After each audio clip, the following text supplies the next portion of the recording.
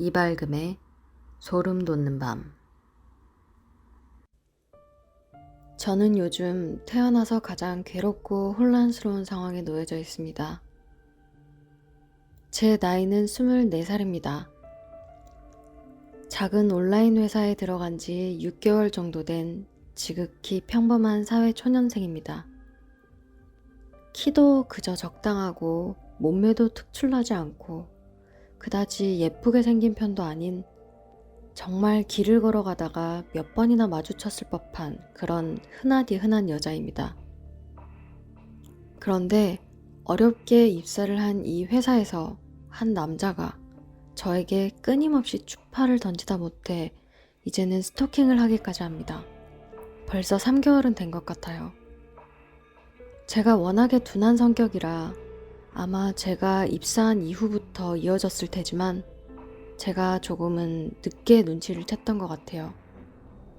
3개월이 더 되었을 수도 있을 것 같습니다. 그 남자분과 저는 사적인 대화를 나눠본 적도 없어요. 그저 오다 가다 눈이 마주치면 눈인사를 하는 정도였어요. 그래서 저는 이 상황이 더욱 이해가 되지 않습니다. 그 남자분은 눈에 띌 만큼 훤칠한 키에 시원시원한 인상을 하고 있습니다. 어느 누가 봐도 미남에 가까운 사람이었어요. 하지만 저는 회사에 적응하는 게 바빴기 때문에 그 사람에게 전혀 관심이 없었습니다. 하지만 한두 달 정도가 지나고 난 이후부터 그분이 저에게 이상하다 싶을 만큼 과도하게 친절히 대하는 게 느껴졌어요. 처음에는 점심시간, 매일같이 식사 시간을 조금 아껴서 함께 커피를 마시는 것이 규칙처럼 되었어요. 물론 함께 식사를 한 모든 사람들과 함께였지만 그 자리를 빠질 수 없게끔 그런 분위기를 만들곤 했습니다. 또 어떤 시점부터는 퇴근 후에 제가 집에 가는데 뒤에서 따라오는 인기척이 들리더라고요. 분명 그 남자였습니다. 그런데 딱히 저에게 말을 걸거나 해코지를 하는 것이 아니라서 별말을 못했지만 그래도 굉장히 무서웠습니다. 그렇게 제 뒤를 따라온 다음 날 회사에 출근을 해서도 그 남자는 그것에 대해 일절 이야기를 하는 일이 없었습니다. 물론 그러는 상황에서도 사적인 대화는 없었습니다. 하지만 그날 이후부터는 매일 퇴근길에 제 뒤를 쫓아왔어요. 그러다 점점 스토킹이 심해졌습니다.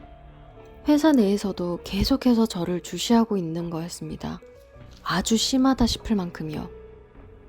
그렇게 확신하는 이유는 제가 일전에 스타킹에 올이 나가서 편의점에 다녀온 날이 있었어요. 그런데 편의점에 다녀오니까 제 책상에 똑같은 스타킹이 올려져 있는 겁니다. 화장실에 가기 위해 일어나다가 의자에 끼어서 올이 나갔었기 때문에 그 순간을 보지 않았다면 제 스타킹이 해졌다는 걸 알 수가 없었을 거예요. 얼마나 부담스럽던지 등골이 오싹했습니다.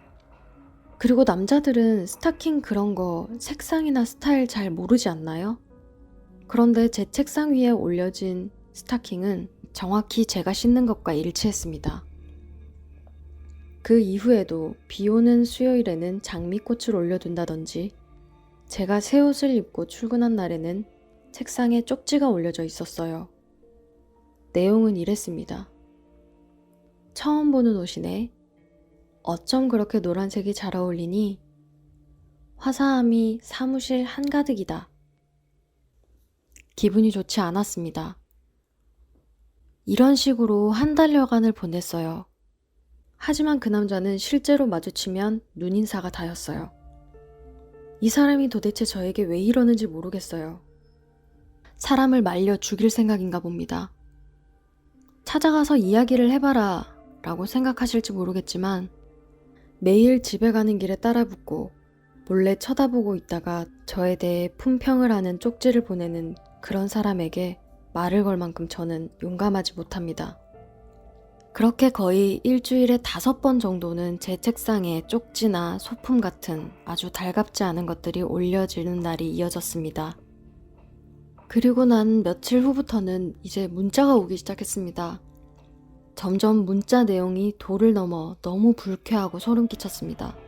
오늘은 머리를 묶었네. 목선이 예쁘다. 치마를 입으니 더 섹시해 보인다.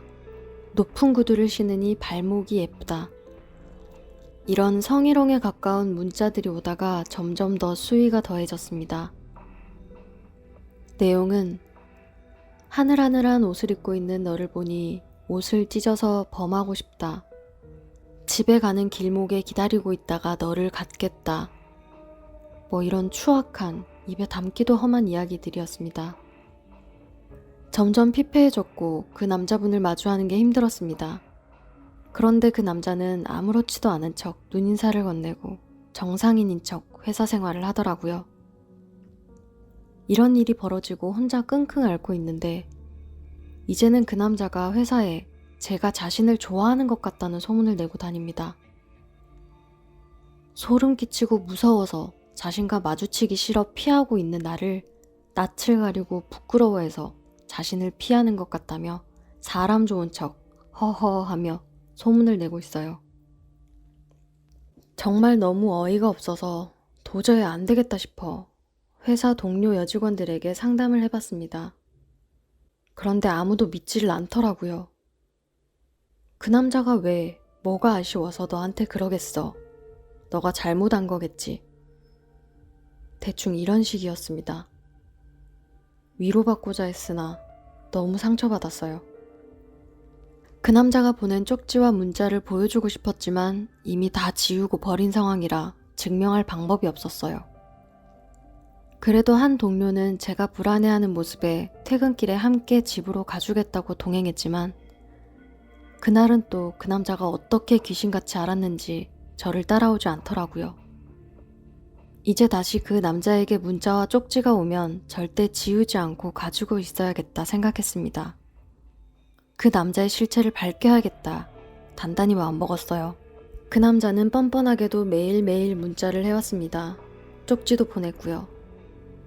그래서 증거를 수집하는 데는 얼마 걸리지 않았습니다. 석 달 내내 스토킹 당했던 저는 드디어 어제 회사에 이 사실을 알렸습니다. 모두가 보는 앞에서 그가 보냈던 쪽지와 문자 메시지를 공개했습니다. 회사가 발칵 뒤집어졌습니다. 일단 그 남자분이 드디어 저에게 와서 말을 걸더라고요. 그런데 그 남자가 하는 말이 더 과관이었습니다. 자신은 제 이름조차 잘 알지 못한다며 자신에게 왜 이러는지 이야기를 해달라고 하더군요. 저는 너무 감정에 북받쳐서 이제까지 제가 겪은 모든 일들을 사람들이 모두 다 듣도록 울며 소리쳐 이야기해 주었습니다. 흥분한 저를 동료들이 말려 저는 과장실에 따로 들어가 있었습니다. 과장님은 그 남자 이야기와 동료들의 이야기를 들어보시고 있는 건지 한참을 들어오지 않으셨습니다. 한 1시간 정도가 지났을까요? 울부짖던 저도 눈물이 좀 잦아들었습니다. 과장님이 들어오시고 저는 억울함에 다시 눈물이 터져 나올 것 같았지만 꾹꾹 눌러 담으며 이야기를 들었습니다. 그런데 과장님은 저에게 조심스레 정신과 진료를 받아보라셨습니다. 저는 제가 당한 일에 대한 트라우마를 치료하라는 건 줄 알고 다시 한번 물었습니다. 그게 무슨 말이냐며 저 남자는 어떻게 징계가 되는 거냐고 필요하면 저는 형사 고소도 할 생각입니다 라며 이제껏 참아왔던 것들을 다 쏟아냈습니다.